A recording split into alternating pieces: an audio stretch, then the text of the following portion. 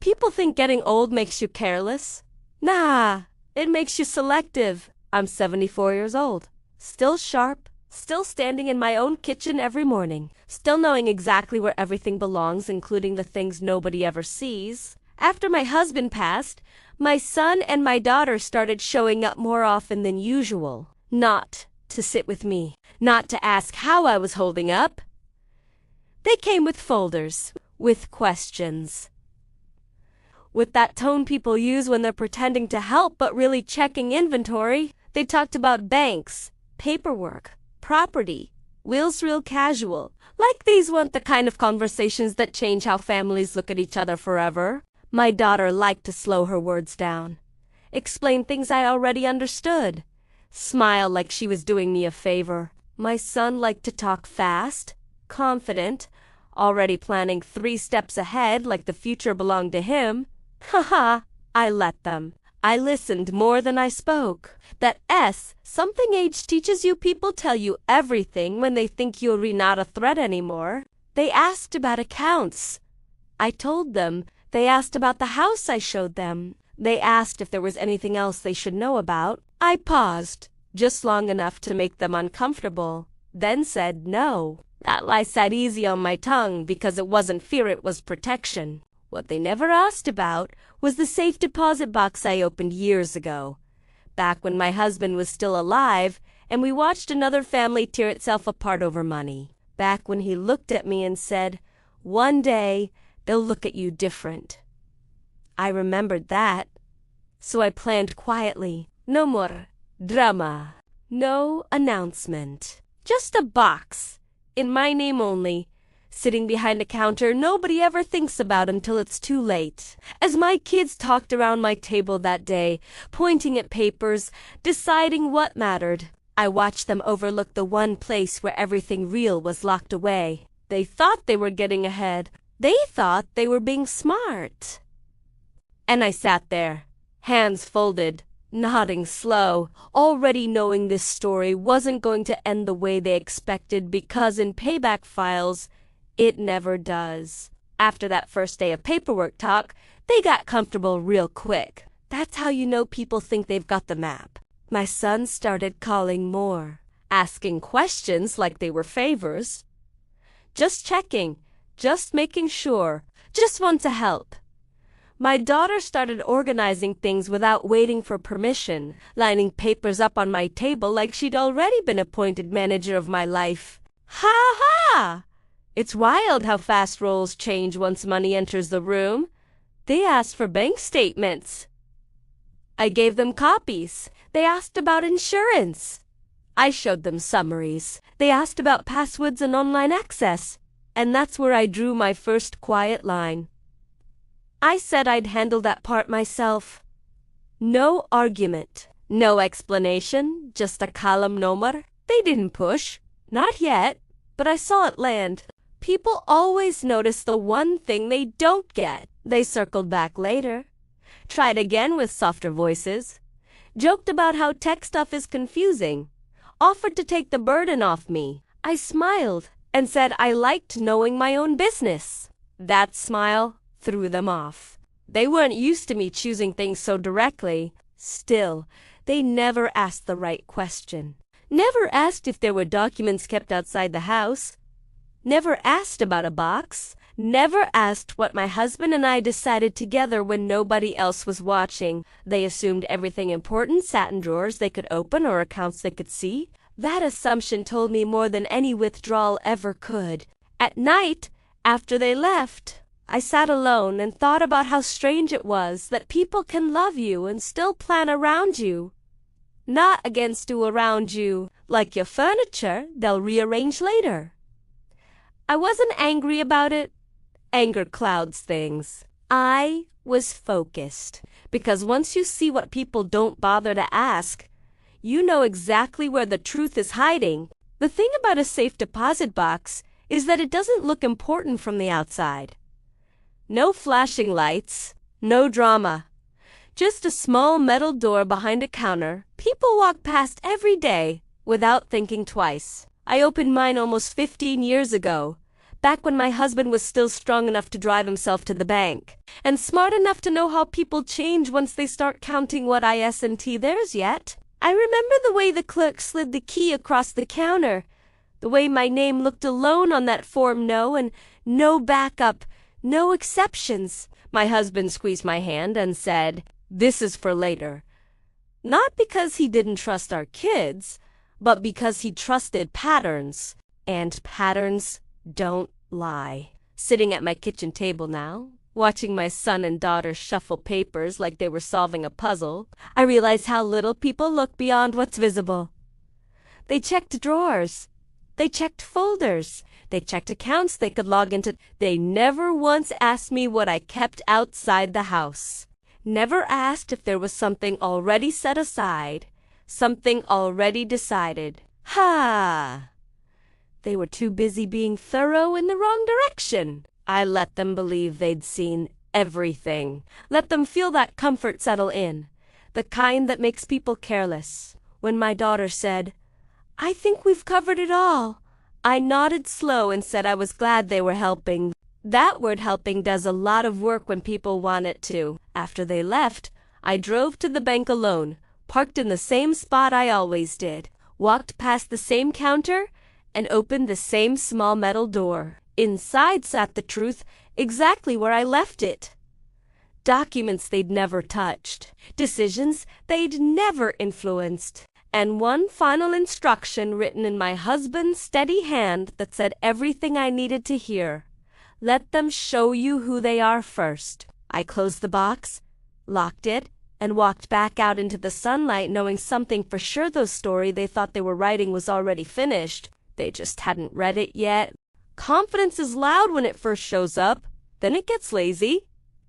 That's exactly what happened next. Once my son and daughter believed they'd seen everything worth seeing, their visits shifted from careful to casual. They stopped double-checking details and started talking who would handle what later, how things would eventually be divided, what made sense for the family going forward.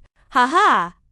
Eventually is a dangerous word when it's said too comfortably. My son talked about repairs on the house like they were already approved. My daughter suggested changes, little ones at first, like moving paperwork to a safer place, by which she meant her place. I didn't argue. I didn't push back. I asked neutral questions and watched how fast they answered. Too fast. Rehearsed again. That confidence gave them permission in their own heads. They started correcting each other in front of me, like they were already in charge. That's when I knew they'd stopped seeing me as the center of the picture and started seeing me as the background. I let it happen. I nodded. I thanked them for caring. I even let my voice soften a little, let my hand shake just enough to sell the part they wanted me to play. Inside, though, I was steady, focused. Because confidence always creates blind spots, and blind spots are where truth hides best. When they left that evening, I stood in the doorway and watched their car pull away, feeling nothing dramatic, no anger, no sadness, just certainty. They were comfortable now, and comfortable people never notice the quiet click of a lock closing somewhere they forgot to look. After confidence settles in, curiosity dies. That's the part nobody warns you about. My son stopped asking follow-up questions altogether, like he'd already memorized the ending and didn't feel the need to reread the pages. My daughter checked her notes less, trusted her memory more, assumed she already knew what mattered. Ha! Assumptions age people faster than time ever could. They talked around me now, instead of to me, making plans in half sentences, nodding at each other like co-authors who thought the draft was final. They didn't ask if I wanted copies of documents anymore. Didn't ask where certain originals were kept. Didn't ask what my husband and I talked about in those quiet years before he got sick. That silence wasn't accidental. It was confidence doing what it always does, trimming away anything that feels inconvenient. I leaned into it. Let my answers get shorter. Let my attention drift just enough to convince them I was fading from the details. When my son said, "I think we're good now," I smiled and agreed. Good is a word people use when they want to stop looking. At night, I thought about that safe deposit box again, not with fear, not even with anticipation, but with something closer to calm satisfaction. Everything important was already where it needed to be, untouched by their confidence, untouched by their planning. They were building their future on what they thought they knew, and I was standing on what I did. And once people stop asking questions, they stop protecting themselves. There is a moment when you decide to stop steering and see where someone else takes the wheel. That day came quiet. My son showed up with a checklist, confident enough to read it out loud like it was already approved. My daughter sat beside him, nodding, adding little notes like punctuation. They talked timelines, responsibilities, who'd handle what if something happened to me. Ha ha. Listen to that word if. I didn't interrupt. I didn't correct a single thing. I let them lead the conversation from start to finish. Watched how they filled the space once they thought it was theirs. They spoke faster, laughed more, started telling stories about the future, like it was already scheduled. I asked one small question in the middle, real simple, about where certain documents should be kept long term. My son waved it off. Said everything important was already covered. Covered where? He didn't say. He didn't need to. That confidence again. I nodded and said I trusted them. That sentence landed heavy and soft at the same time. You could feel it settle. Trust is dangerous when it's given to easily, or so they thought. After they left, I didn't rush to the bank or check anything. I made dinner. I watched the evening news. I went to bed early. Letting them lead wasn't about giving up control. It was about confirming they believed they already had it. And once people believe that, they stop checking the mirrors. People always tell on themselves once they think the room belongs to them.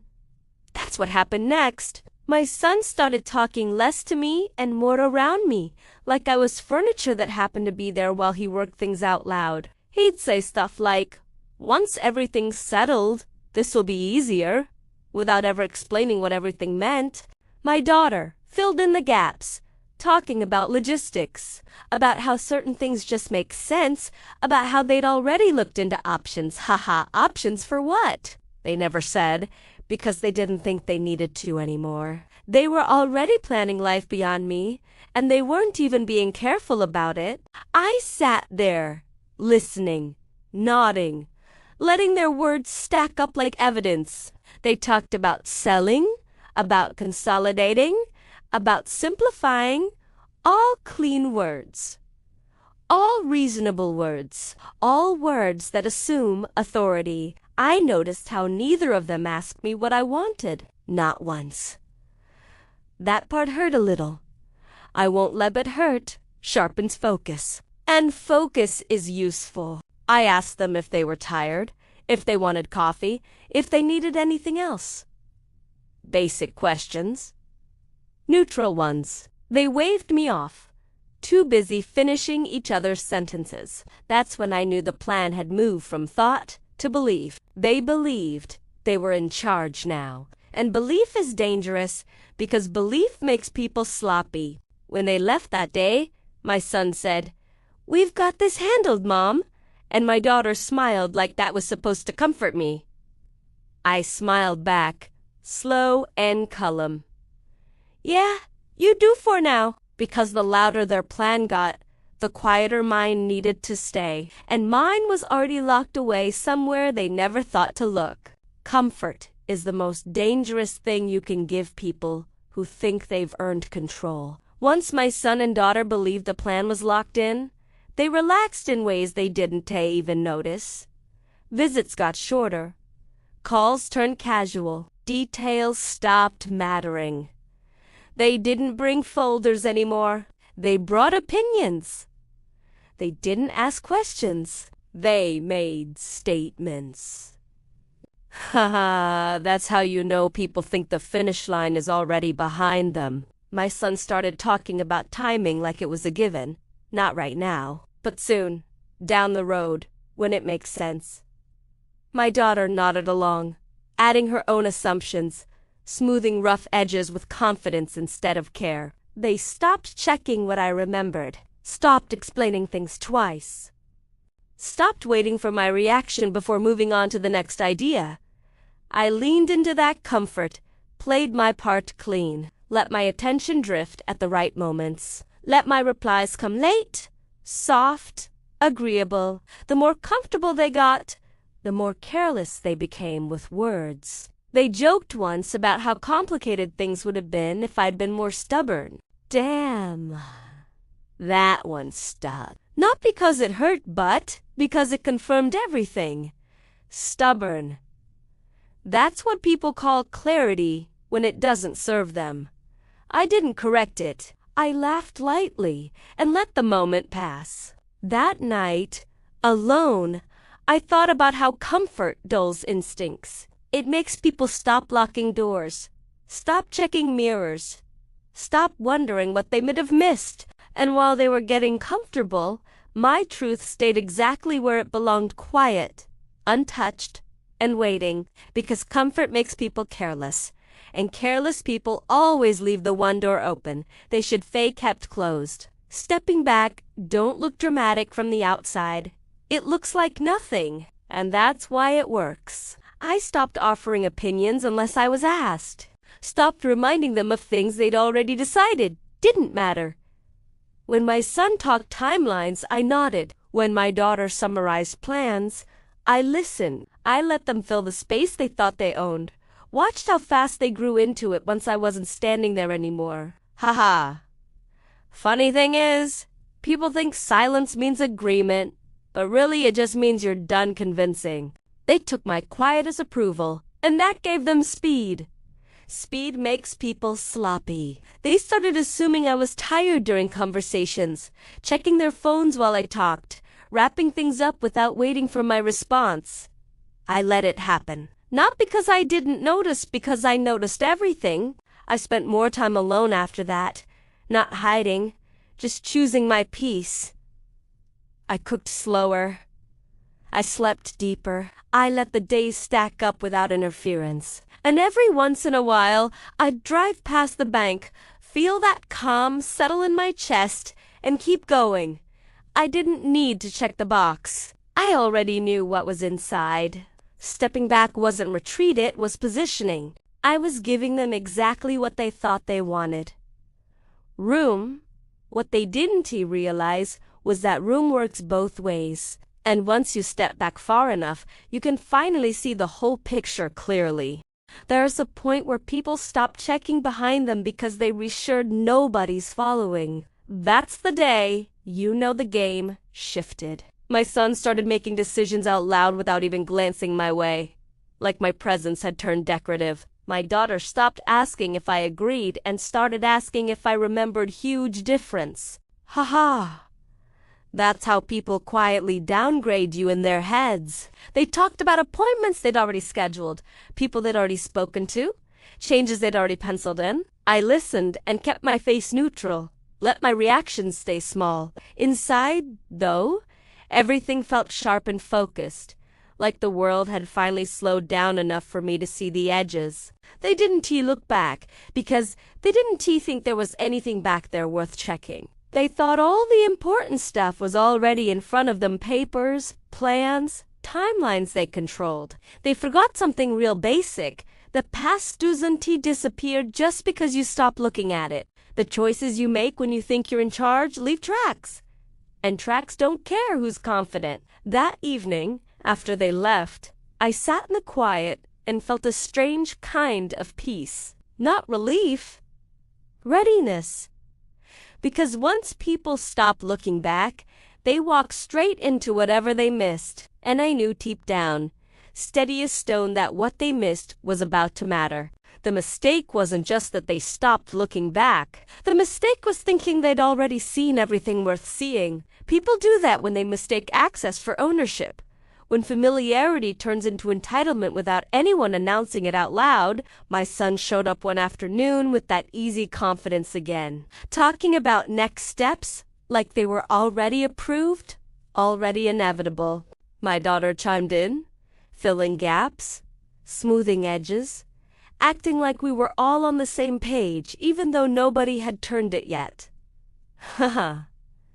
That false unity is dangerous. It makes people sloppy with details. They repeated the same assumptions they'd been repeating for weeks, that all the important documents were accounted for, that everything sat neatly where they'd left it, that nothing existed outside their line of sight. They made that mistake twice: first, by not asking; second, by believing the answer they wanted without verifying it. I sat there, hands folded, listening to them say the quiet part out loud without realizing it. They talked about cleaning things up and making it easier later, like later was theirs to schedule. Not once did they ask me if there was anything else I wanted to add. Not once did they ask what my husband and I decided together when the house was quiet and the future still felt far away. That omission told me everything. I didn't interrupt. I didn't correct. I let their certainty finish its sentence. When people are sure, they stop protecting themselves. That's when the smallest detail becomes the biggest problem. After they left, I stood in my kitchen for a long time, listening to the hum of the fridge, the house settling into evening, feeling calm in a way that only comes when timing finally lines up. The safe deposit box wasn't just a container, it was a pause button. A place where decisions waited until the right moment arrived. And the right moment doesn't rush. It shows up quietly, when nobody's looking back and nobody's asking the right questions anymore. The call came on a regular Tuesday, the kind of day nobody remembers until it changes everything. Unknown number, calm voice, professional. The bank clerk asked for me, not my son. Not my daughter, not the family, just me. Ha ha. That alone told me the timing was right. She said there was a routine verification needed, something about documents on file that required my confirmation. No rush, no panic, just procedure. I thanked her and told her I'd stop by. When I hung up, I didn't feel excitement or fear. I felt settled, like a door finally lining up with its frame. My kids came by later that evening, talking fast, full of assumptions, already planning the next steps they thought were coming. I listened, nodded, asked if they wanted tea. I didn't mention the call. Not because I was hiding it, because it wasn't theirs to hear. That night, I slept deep. The kind of sleep you only get when you're done waiting. The next morning, I drove myself to the bank, parked where I always do, walked past the counter where nobody ever looks twice at you, and asked for the box by name. My name. The key felt familiar in my hand, heavier than it looks. Inside, everything waited exactly where I left it, clean, untouched, undeniable. I signed where I needed to sign, confirmed what needed confirming. The clerk nodded, respectful, efficient, already moving on. No drama, no audience. That's how real changes happen. When I walked back out into the sunlight, I didn't call anyone. I didn't announce anything. I just knew something important had shifted. The call had done, tea included them, and soon enough, neither would the outcome. Some things move without making a sound, and those are the ones that matter most. After that bank visit, nothing looked different on the surface. Same house, same table, same routines. My son and daughter kept talking timelines like nothing had changed, kept assuming the road ahead was straight and familiar. Ha! Assumptions age fast when they're wrong. I didn't correct them. I didn't hint. I let the days pass like ordinary days, because ordinary is the best cover there is. Underneath it all, though, pieces were shifting, quiet signatures lining up, confirmations clicking into place, instructions doing exactly what they were written to do years ago. I watched my kids grow more confident again, mistake my calm for compliance, mistake my silence for agreement. They talked about meeting people, scheduling things, handling it soon. I nodded and asked if they were hungry. That contrast threw them off just enough to keep them careless. At night, I thought about how strange it is that people believe power always announces itself. It doesn't. Real power whispers. It moves in small, lawful steps while everyone else is busy counting on noise. I felt no rush, no thrill. Just alignment. Everything that needed to happen was happening, and nobody needed to know yet. Because the best payback isn't loud, it's inevitable. I didn't notice it at first, because changes like this, Dan T kick the door and they tap. Real light, until you finally hear them. My son started choosing his words more carefully, like he was stepping around something he couldn't see but didn't trust anymore. My daughter paused mid-sentence more than once, backtracking, correcting herself, like her confidence had developed a crack she couldn't explain. Haha! That's the sound of intuition waking up late. They hadn't been told anything, hadn't been warned, hadn't been challenged, but something had shifted. And they could feel it, even if they didn't know why. They talked less about outcomes and more about options now. Less certainty, more testing. My son asked me one afternoon if I remembered a conversation we'd had months ago about paperwork. I said yes. He looked relieved and then confused, like that wasn't the answer he was prepared for. My daughter asked if there was anything else she should know about. Said it casual, but watched my face too close. I shrugged and said everything important was handled. That sentence landed heavier than I expected. You could feel it. They didn't argue, didn't laugh it off. They just absorbed it, quiet for a beat too long. From that day on, the tone changed. Less ownership, more checking. Less planning out loud, more listening. They didn't know what moved, but they knew something had. And once people sensed that control might not be where they thought it was, they start walking slower, looking around, listening harder. I kept my pace the same. Didn't speed up, didn't slow down. Let them feel the uncertainty without rescuing them from it. Because uncertainty teaches faster than explanations ever could. And deep down, I knew the story was getting close to the part where the truth steps into the room without raising its voice. There's a question people carry around once certainty cracks, and they don't ask it because they're scared of the answer. I could see it sitting behind my kids' eyes every time they looked at me now. They'd circle conversations, bring up old topics like they were checking loose threads, then drift away before getting to the point. Ha! Fear makes people polite in strange ways. My son started asking about my health more than my plans. My daughter asked if I was feeling settled these days, like she was testing the temperature of the room before stepping in. They wanted to know if something had changed without actually asking if something had changed. I let that tension hang, not to be cruel, just honest. I wasn't going to do their work for them anymore. One afternoon, my son almost asked it outright. I saw it in the way he leaned forward, lowered his voice, then pulled back at the last second and asked something meaningless instead. That moment told me everything. They sensed the ground wasn't where they left it, but they were too invested in the old story to question it directly. I stayed calm, answered what was asked, ignored what wasn't. Nights were quiet but charged, like the air before rain. I didn't rehearse anything. I didn't need to. The truth doesn't need a speech, it just needs time to arrive. And time was already on its way, steady and patient, carrying the answer to the question they couldn't bring themselves to ask. You know when you walk into a room you've been in 1,000 times, and something's off, but you can't point to it right away. That's how it started feeling whenever my son and daughter came over.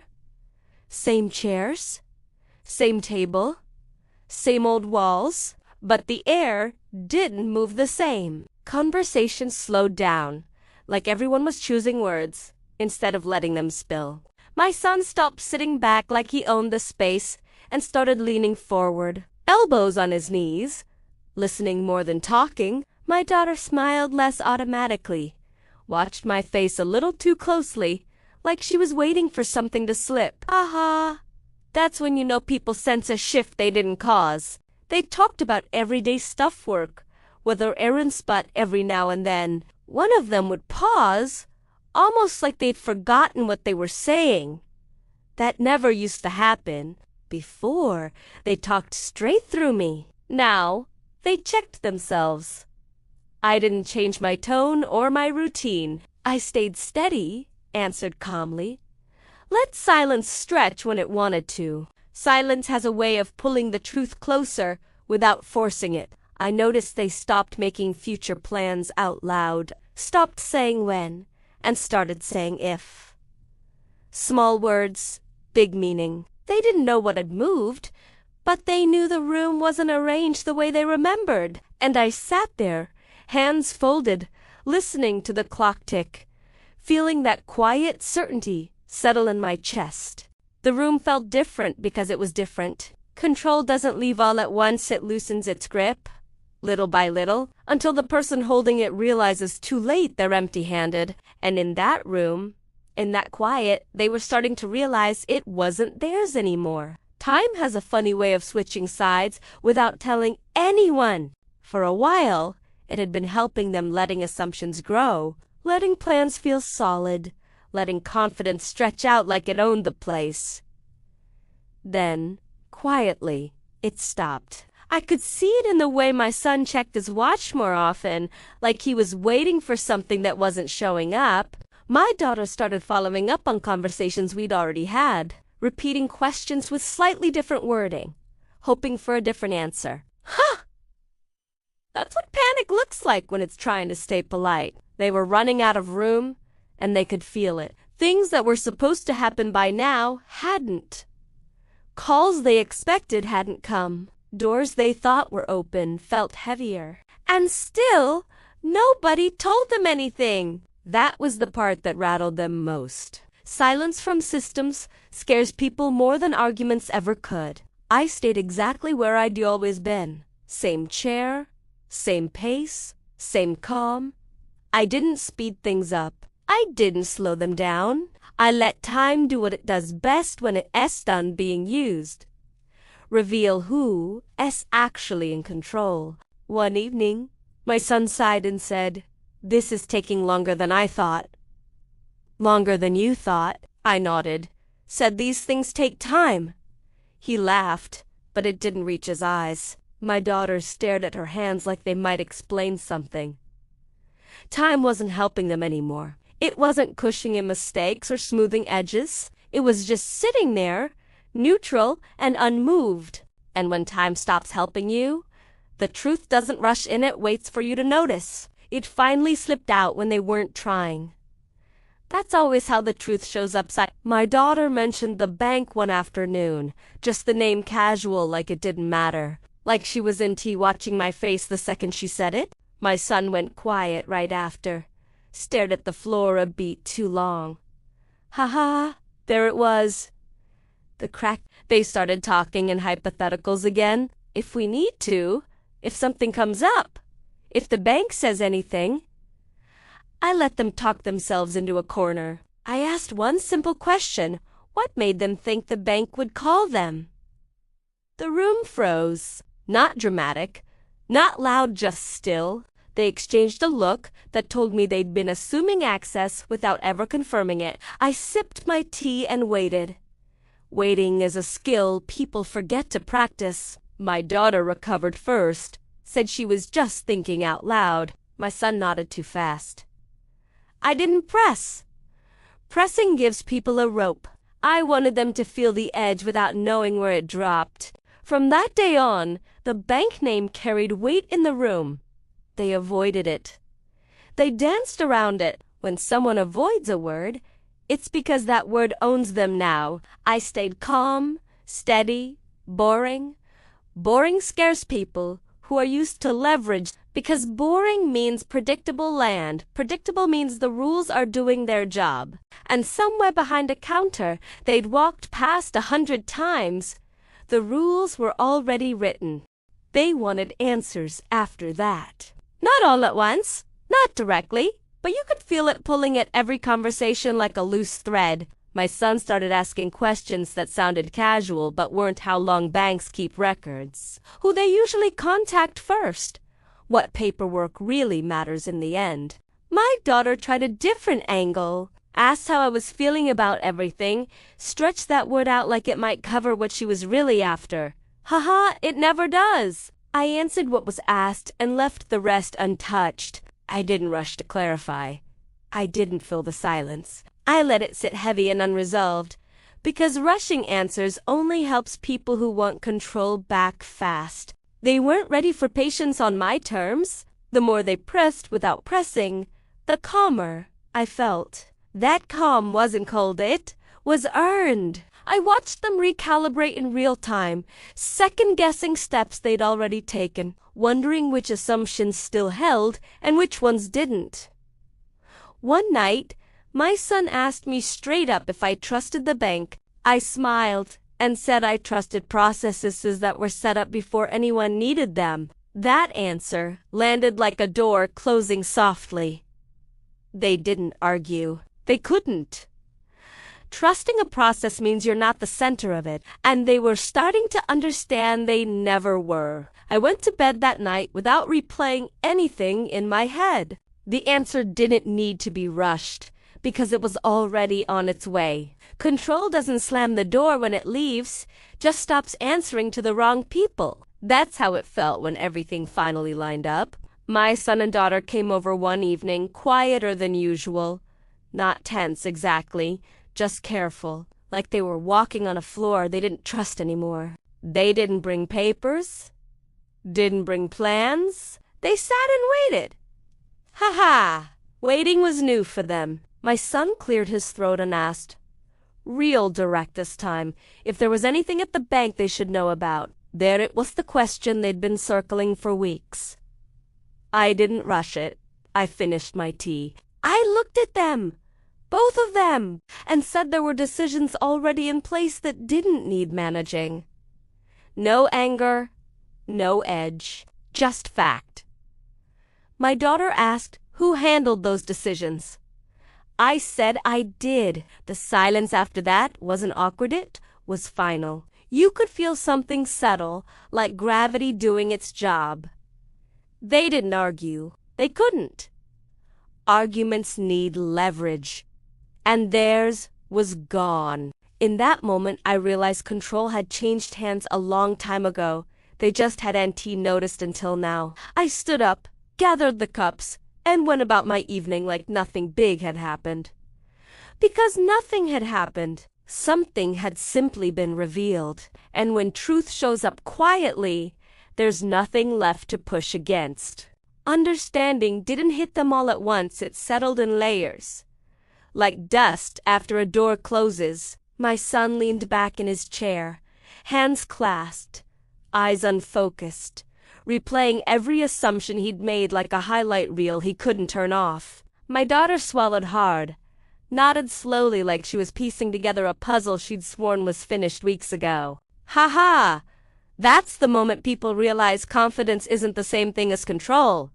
They didn't ask for details anymore, didn't push for explanations. They just listened, really listened, for the first time in a long while. It told them I'd planned ahead, because that's what adults do when they've seen how fast love can turn into logistics. I told them I wanted peace more than arguments, and clarity more than applause. They didn't interrupt. They couldn't. The room felt steadier than it had in months, like it finally knew where the weight belonged. I watched them accept it, not happily, not bitterly, guessed honestly. Acceptance has a sound to it, a quiet click you feel more than hear. When they left that night, they hugged me differently, slower, lighter, like they were hugging a person again instead of a position. I locked the door behind them and stood there a second longer than usual, breathing in the calm. The payback wasn't punishment. It was perspective, and perspective lasts longer than any argument ever could. Peace didn't rush in like a victory lap. It showed up quiet, almost shy, like it was checking to see if it was really welcome this time. After that night, my house felt different in a good way, lighter, steadier, like it had finally exhaled. My son and daughter still came by, but not with agendas tucked under their arms or plans bouncing on their tongues. They came to sit, to talk, to ask how I was doing, and actually wait for the answer. Ha ha! Waiting does wonders for relationships. I noticed how they stopped trying to manage outcomes and started respecting boundaries without me having to repeat them. They didn't bring up the bank again. Didn't test the edges. They understood now that some things are decided long before anyone asks about them. I went back to enjoying my routines without that low hum of tension in the background, morning coffee by the window, slow walks, afternoons that belonged to me instead of future arguments. The safe deposit box stayed exactly where it was, doing its quiet job without needing attention. That's how the best plans work. They don't demand applause. I felt proud, not in a loud way, but in that grounded way you get when you trust yourself and stick to it. The payback wasn't seeing them uncomfortable or unsure. The payback was watching respect return without force. And that kind of ending, that's the one that lasts. There was a version of this story I could have told out loud if I wanted to. I could have sat them down, laid every card on the table, explained every move I made and why. But the funny thing is, once peace settles in, you don't feel the need to explain yourself anymore. My son and daughter didn't ask for the full story, and I didn't offer it. They didn't need the details to understand the outcome. They already felt it. Respect changes the way people move around. Ooh, it slows them down, makes them more careful with words, more honest with intentions. I saw that in the way my daughter asked before making plans that involved me, in the way my son checked in without expecting anything in return. Ha-ha!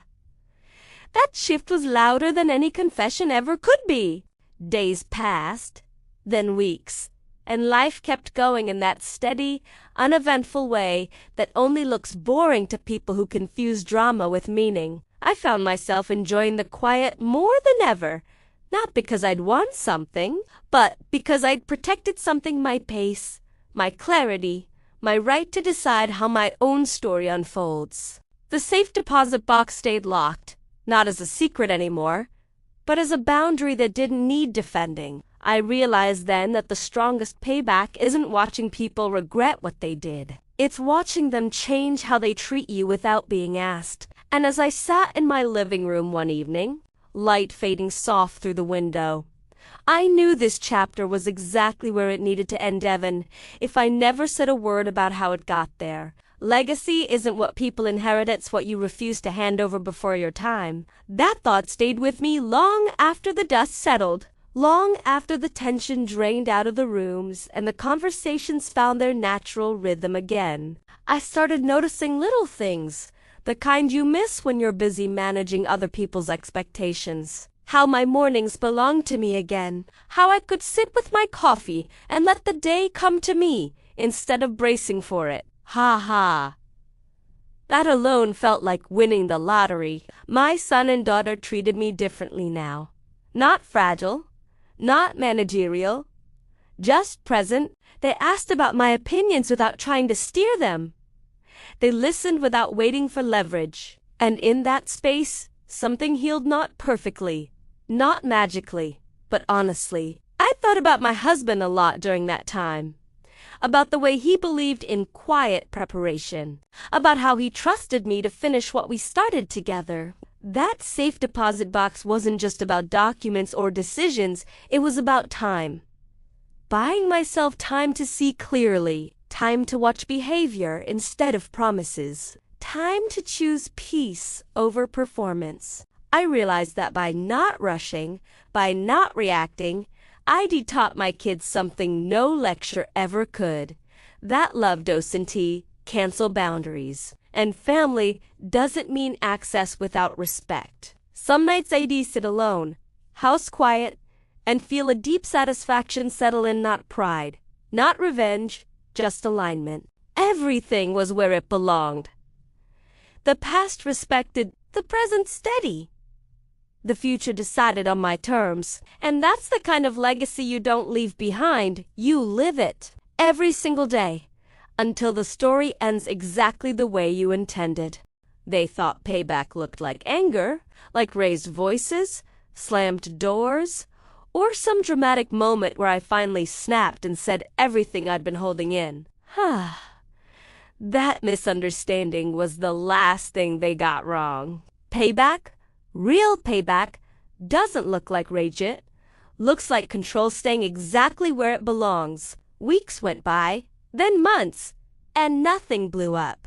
No more arguments, no confrontations, just a steady, undeniable shift in how things worked. My son stopped making plans that involved me without asking. My daughter stopped assuming access to anything that wasn't explicitly offered. They didn't say sorry in big speeches, but they showed it in behavior, and behavior is the only apology that actually counts.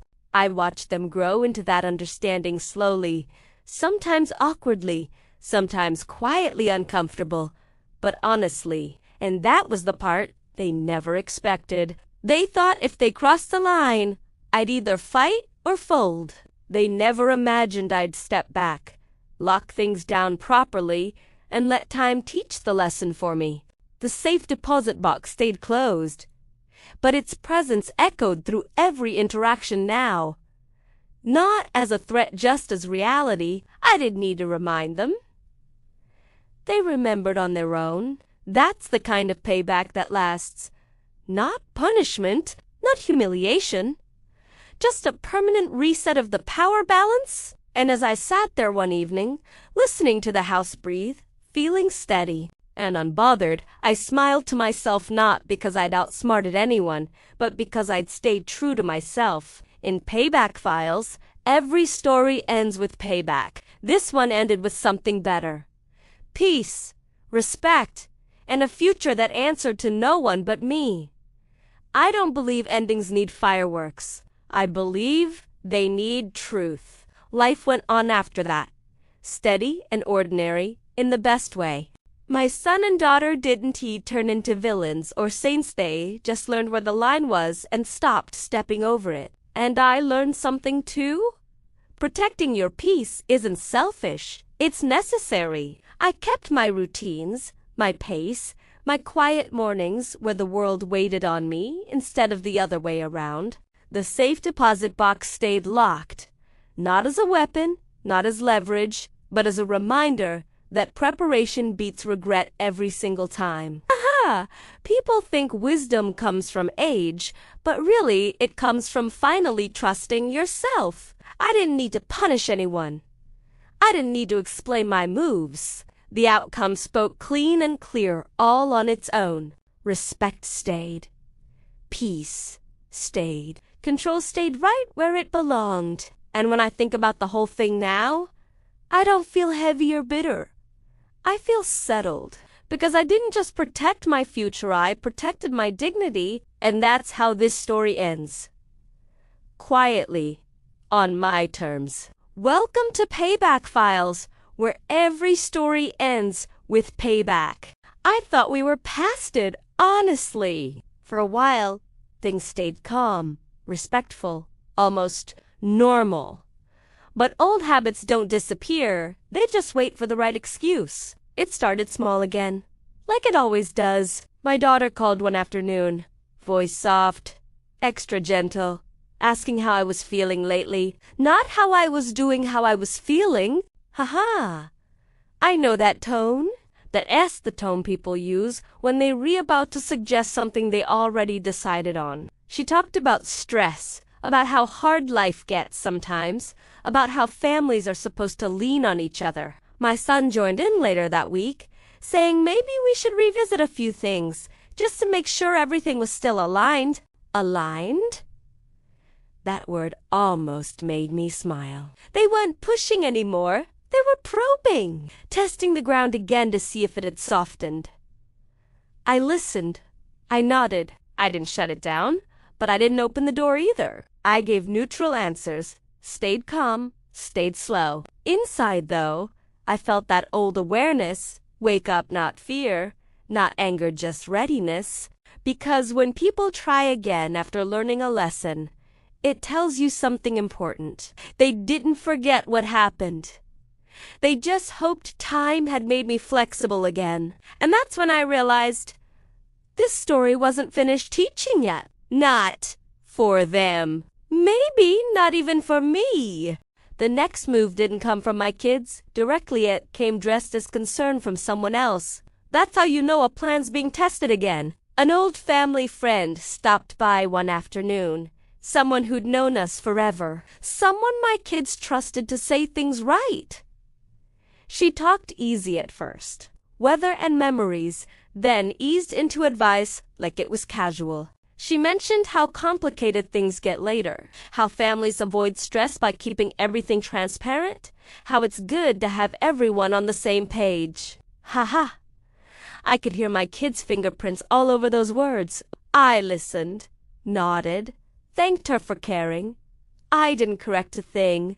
People think advice is harmless, but advice is just pressure wearing clean clothes. She asked if I'd thought about simplifying things at the bank. I said I liked things simple already. That answer threw her off. She smiled, tried again, said she just worried about misunderstandings. Misunderstandings only happen when people assume. After she left, I sat in the quiet and let it settle. This wasn't panic, yet it was strategy. They were trying to borrow credibility, soften the edges, see if I'd bend without them having to push. And that told me something useful.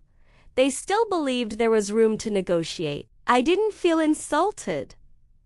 I felt informed. Because when people start sending messengers, it means they don't feel strong enough to ask themselves. And when that happens, you don't react, you watch. That visit from the family friend stirred up something I hadn't thought about in a long time. Not anger memory. Later that night, sitting alone with the TV low and the lights dim, I remembered a conversation my husband and I had years ago, back when everything still felt far away and hypothetical. We were younger then, still pretending time was patient. He told me he'd seen this kind of thing play out before, how good intentions slowly turn into entitlement when nobody is watching. He said, they won't mean to cross the line at first. They'll just step closer and closer until they don't know where it was. Haha, damn if he wasn't right. That memory settled into me like a reminder, not a warning. It didn't make me sad. It made me steady. The next day, my son called, like nothing was up, talked about work, about errands, then slipped in a comment about how complicated banks can be for older folks. There it was again, that soft framing, that suggestion hiding behind concern. I listened, didn't bite. I told him I'd been handling banks longer than he'd been alive. He laughed, but it came out thin.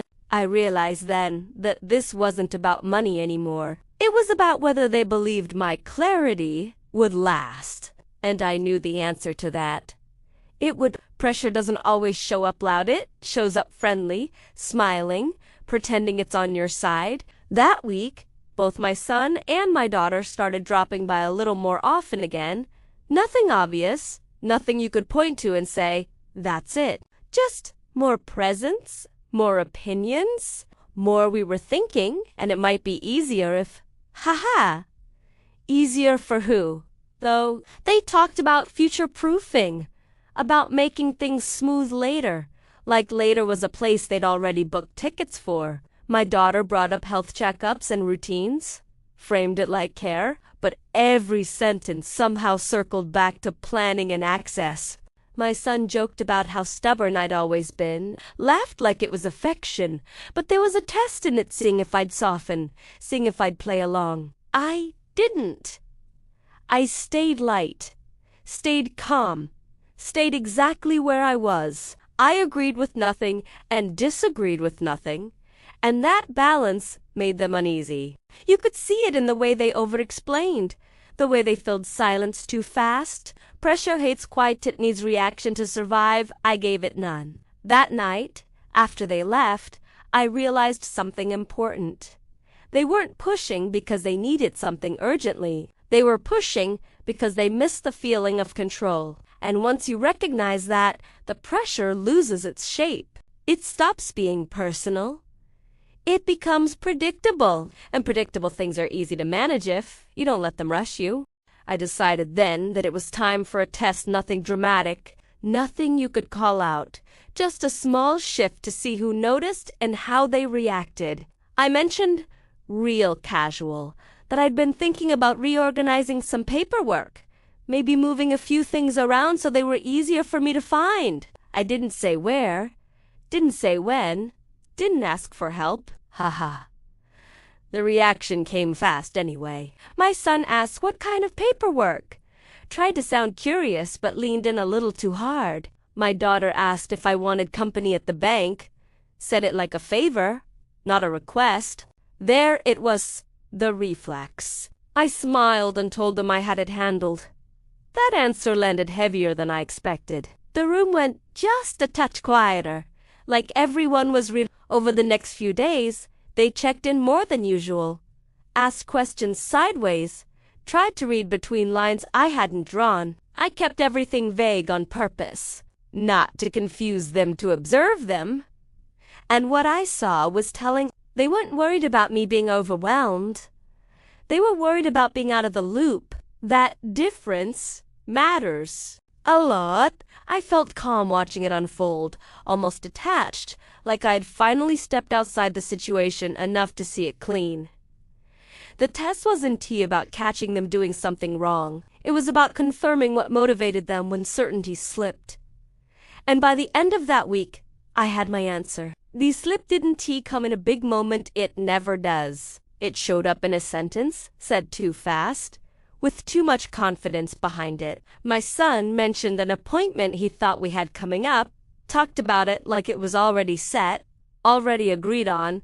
He caught himself halfway through, corrected the wording, tried to laugh it off. Ha! Too late. That laugh told me more than the words ever could. My daughter jumped in right away, smoothed it over, said he'd misunderstood something I'd said earlier. I nodded, let it pass.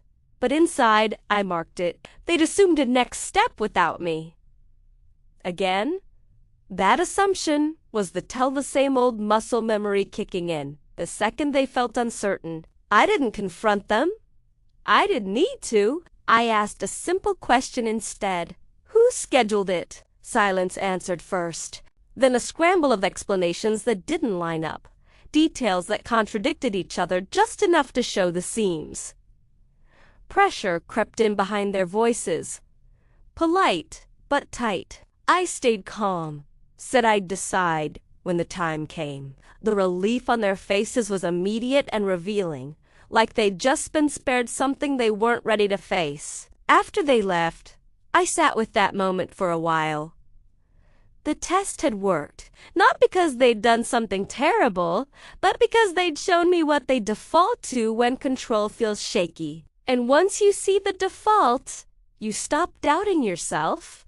There was a moment after that slip where I almost said it, almost told them everything about the box, the paperwork, the decisions already locked in. It hovered right there on my tongue, tempting, like it would feel good to finally clear the air. Ha! That's how you know it's the wrong time. Truth, rushed, never lands clean. I watched my son pace the room a little, watched my daughter straighten things that didn't need straightening, both of them trying to recover their footing. They asked softer questions now, careful ones, like they were afraid of tripping another wire.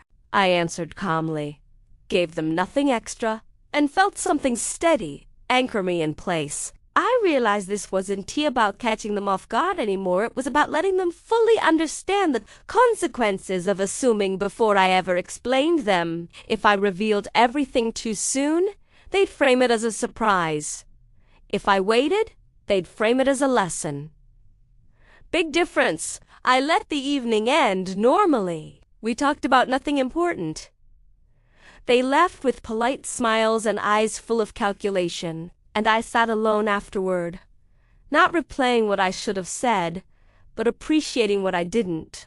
Holding back isn't fear, it's timing. And timing, when you get it right, does half the work for you. Confirmation doesn't always come from the people you're watching, it comes from somewhere else entirely when you're not even asking for it. A few days after that near reveal, I ran into someone at the grocery store who knew my husband well. Someone who'd been around long enough to see families change when time starts counting down. We talked small stuff at first. Then she mentioned my kids. Said they'd stopped by her place recently asking general questions. Nothing specific, just trying to understand the process. Ha ha. The process. That phrase followed me all the way home. I didn't feel exposed or nervous. I felt confirmed. They were still trying to map a road they didn't own. That night, I pulled out an old photos of my husband. The one where he's half smiling like he knows something you don't yet. I remembered his voice, calm and steady, telling me to watch actions, not promises. And that's when it clicked fully. Wasn't about whether my kids loved me. They did, in their way. It was about whether they could respect a boundary once they felt uncertain. And the answer, clear as day, was that they were still learning. I slept well that night, not because I felt ahead of them, but because I felt aligned with myself. Confirmation does that. It quiets the noise and sharpens the next step. After that confirmation, I stopped looking for signs altogether. Waiting took over. Not the anxious kind, but the steady kind that lets things reveal themselves without interference. My kids kept circling, just wide enough not to crash, just close enough to feel involved. My son would call with updates that weren't updates, information that didn't actually change anything. My daughter would stop by with reasons that didn't require stopping by. Ha ha! When people don't know what else to do, they hover. I didn't rush them away, but I didn't pull them in either.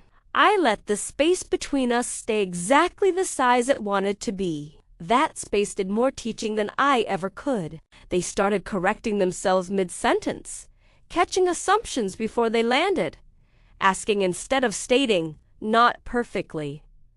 Not every time, but enough to show the way it was working. Waiting strips urgency of its power. It forces people to sit with their intentions and decide whether they're worth acting on. I felt no urge to speed things up, no itch to conclude anything. The story wasn't dragging, it was ripening, and ripening takes time. By the end of that stretch, I could tell something had shifted again. Not outwardly, not dramatically, but in the way they approached me. Like they finally understood this wasn't a race they could win by leaning harder. It was a boundary they had to respect by slowing down. I knew it had finally stuck the day nobody tried to steer anything. Not a suggestion disguised as care, not a timeline slipped into small talk, not a just checking call that wasn't really about checking. My son came by and tactfully asked what I wanted to do with the afternoon, then waited for the answer without filling the silence. My daughter listened, nodded, and didn't add a single we could also to soften it or redirect it. Ha-ha! That quiet right there. That was the sound of understanding settling in. They weren't performing respect anymore. They were practicing it. I felt it in the way they left decisions where they belonged, in the way they stopped looking past me toward some future they thought they controlled. I didn't announce anything. I didn't confirm or deny whatever theories they'd built in their heads. I just stayed consistent, same pace, same calm, same ownership of my own life. Consistency teaches better than speeches ever could. As the evening wound down, I realized something simple and solid. I didn't need to extend the story by force. It would extend itself through behavior from here on out. Whatever came next, questions, changes, time doing what it desired, already chosen how I'd meet it. And that choice wasn't loud. It didn't need to be. It was enough that it was mine. After that, something subtle but solid settled between us. Not distant space. The good kind. The kind that lets everyone breathe without feeling like they're being measured. My kids didn't disappear, and I didn't pull away. We just stopped crowding each other's intentions. My son would call and talk about his day without sliding into plans or what-ifs. My daughter would stop by just to sit, not to scan the room for signs of change. Ha. That alone told me more than any promise ever could. They'd learned the rhythm. They understood that my life wasn't something to manage or forecast anymore. It was something to respect in real time. I noticed how they waited now, not out of fear, but out of awareness. They'd ask before suggesting, pause before assuming. And when I said no, it landed clean. No pushback, no follow-up angles. Just acceptance. That's when you know a lesson stuck, not when people agree with you, but when they stop trying to work around you. I felt lighter moving through my days, not because everything was perfect, but because it was honest. The space held. And in that space, I finally felt like myself again, not someone's future responsibility, not someone's contingency plan, just me, living at my own pace. Peace like this doesn't happen by accident. It's built, brick by brick. Every time you don't explain yourself when you don't have to. Every time you choose calm over proving a point. I could feel it in the way mornings started, now quiet, unrushed, mine. No mental checklist of who might call or what I'd need to defend. My son and daughter moved differently around me too. Not cautious, not stiff, just aware. They'd learned that access wasn't automatic and love didn't come with control. Ha! Funny how people relax once they stop trying to manage outcomes. Conversations stayed lighter because nobody was steering them toward an agenda. When plans came up, they came up as questions, not conclusions. And when I answered, that answer stood. I didn't have to repeat it. I didn't have to soften it.